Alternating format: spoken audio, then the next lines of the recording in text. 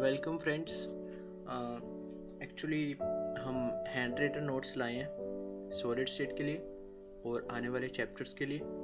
तो इन नोट्स को हम रिवीजन नोट्स की तरह तो यूज़ कर ही सकते हैं, और अगर आप स्टार्ट से पढ़ रहे हैं तो इनको ज़रूर पढ़ सकते हैं, बिकॉज इनमें हम पूरी इन डेप्थ स्टडी करेंगे जो हमने चैप्टर लिया होगा।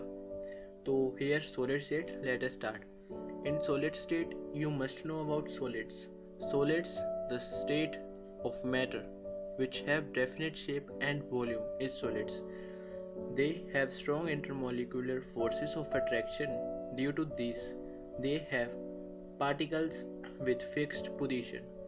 That's why they are incompressible.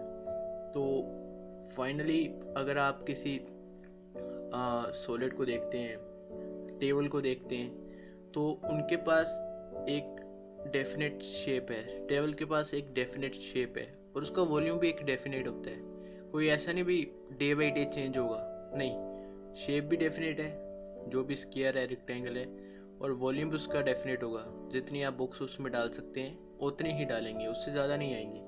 तो इसका कारण क्या, इसका फैक्ट क्या है?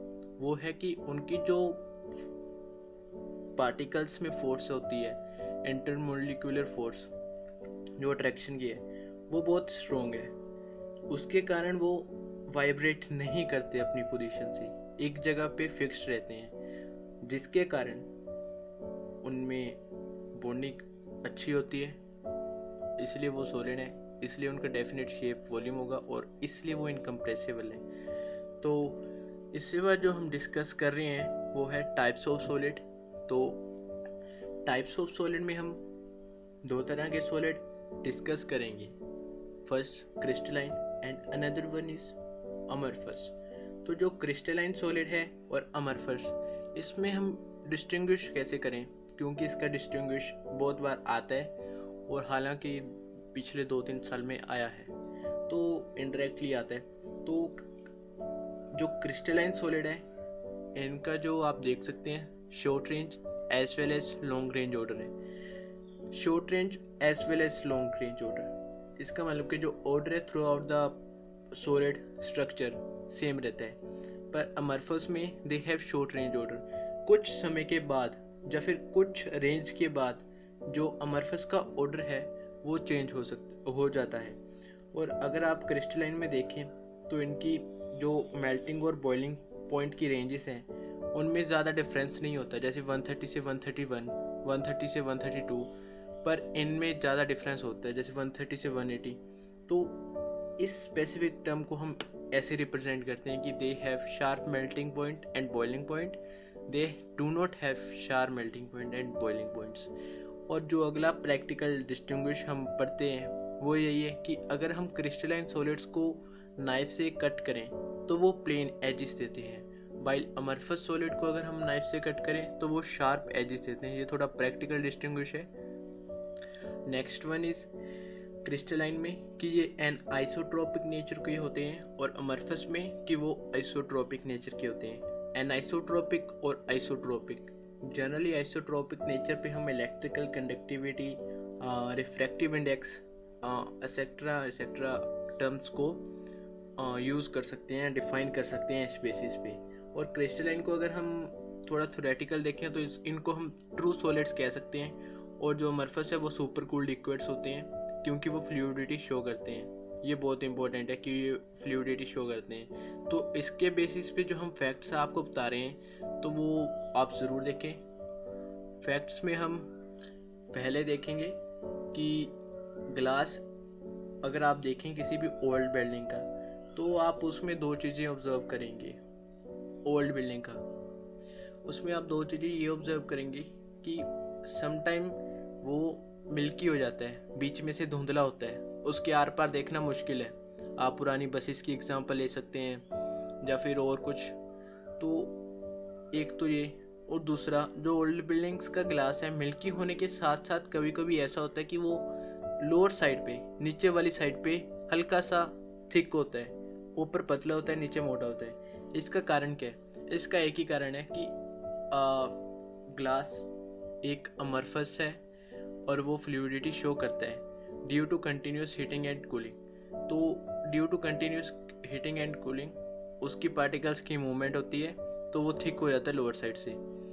तो जो ये हीटिंग एंड कूलिंग की प्रोसेस है, इसको हम एनेलिंग टर्म है उससे डिनोट करते हैं, डिफाइन करते हैं।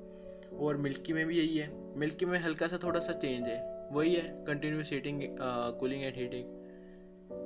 सूरज आता है फिर रात आती है ना, कूलिंग एंड हीटिंग एनेलिंग से वो एक्चुअली अमरफस से क्रिस्टलाइन में कन्वर्ट हो जाता है, तो इसलिए मिल्की हो जाता है। और अगर हम नेक्स्ट वन देखें तो हमसे कभी कभी फैक्ट्स के बेसिस पे ये भी पूछा जाता है कि क्वार्ट्स और सिलिका में डिफरेंस क्या होता है। एक्चुअली क्वार्ट्स एक क्रिस्टलाइन है, जबकि सिलिका एक अमरफस है। ये इसका डिफरेंस है और ज़्यादा कुछ इसका डिफरेंस नहीं है।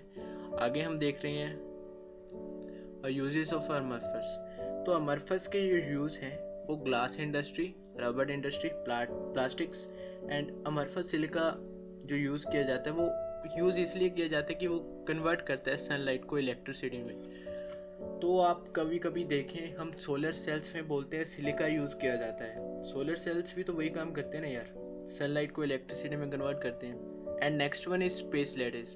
तो स्पेस लैटिस की डेफिनेशन पढ़ने के पहले अगर मैं कुछ आपको बताना चाहूँ स्पेस लैटिस के बारे में, तो मैं सिंपल कहूँगा किसी भी सॉलिड का जो स्ट्रक्चर है ना वो स्पेस लैटिस, हम सिंपल भाषा में उसको कह सकते हैं, और होता भी है। देखिए, arrangement of constitute particles in 3 dimensional lattice is space lattice. जैसे आपके पास कोई टेबल है, उसका पार्टिकल्स का अरेंजमेंट देखें, वो स्पेस लैटिस है। अब यूनिट सेल क्या चीज़ है? यूनिट सेल ये चीज़ है कि smallest repeating unit in the space lattice is known as unit cell. मतलब वो छोटा सा पार्ट किसी भी स्ट्रक्चर का जिसको हम बार बार दोहराएं, बार बार रिपीट करें, तो वो आपको पूरा स्ट्रक्चर वही वापस दे दे, सेम टू सेम स्ट्रक्चर, हल्की सी भी वेरिएशन ना हो, उसको हम यूनिट सेल कहेंगे। तो आई थिंक सो मैंने यूनिट सेल थोड़ा अच्छे से डिफाइन किया हो, and because unit cell is one of the definition ही नहीं है इसकी, आगे बहुत इसका यूज है इस चैप्टर में।